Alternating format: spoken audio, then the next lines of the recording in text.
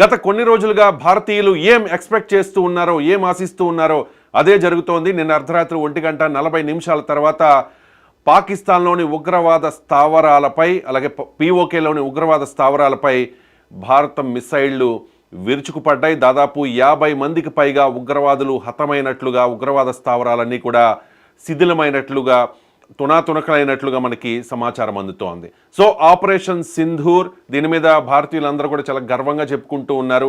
పహల్గామ్ దాడిలో 26 మందిని పర్యాటకుల్ని చాలా అత్యంత కిరాతకంగా మతం అడిగి మరీ చంపేసిన దానికి ప్రతీకార దాడి, తగిన శాస్తి పాకిస్తాన్కి జరిగింది అంటూ ఆనందం వ్యక్తం చేస్తూ ఉన్న పరిస్థితి కనిపిస్తోంది. నిజంగా గట్టి సమాధానంగా మనం దీన్ని పరిగణించాల్సి ఉంటుంది. మొత్తం 9 ఉగ్రవాద స్థావరాలపై ఆపరేషన్ సింధూర్ పేరుతో ఈ అటాక్ని భారత్ చేసింది.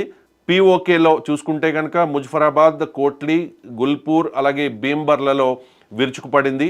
పాకిస్తాన్లో సియాల్కోట్, చాక్ ఆమ్రు, మురిక్డే, బహవల్పూర్, మొత్తం ఇలా 9 ఉగ్రవాద స్థావరాలపై విరుచుకుపడింది. గత కొన్ని రోజులుగా, అంటే ఈ పహల్గామ్ దాడి జరిగిన తర్వాత ప్రతిరోజు కూడా ఇండియా పాక్ సంబంధాలు, అప్డేట్స్, డెవలప్మెంట్స్కి సంబంధించి మనకి డీటెయిల్డ్గా వివరాలు అందిస్తూ ఉన్నారు. ఎంజీ రావు గారు రెస్పాండ్ అవుతారు.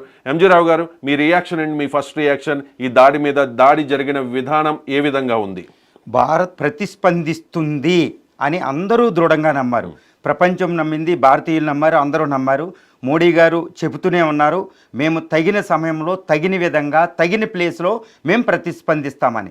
ఇది సర్జికల్ స్ట్రైక్ మూడోది. యూరి, పహల్గామ్ తర్వాత, పుల్వామా తర్వాత ఇది మూడో స్ట్రైక్గా చెప్పుకోవచ్చు. రాత్రి 1:30కి భారతీయ జట్లు అయిన ఈ మిరేజ్ 2000, అదేవిధంగా రఫేల్ ఫైటర్సు, సుఖోయ్ 35 ఫైటర్సు, అదేవిధంగా మిస్సైల్సు, దారుణమైన బ్రహ్మోస్ లాంటి మిసైల్స్, కొన్ని ఆకాశ్ లాంటి మిసైల్స్ రెడీగా పెడితే మిసైల్స్, పృథ్వీ మిసైల్ కూడా ఇన్వాల్వ్ అవ్వచ్చు, అదేవిధంగా డ్రోన్స్. ఈ విధంగా ఆర్మీ అలర్ట్ అయితే సకల విధాల, సకల అస్త్ర శస్త్రాలు, వ్యూహాలతో పాక్పై ప్రతిస్పందించిందండి.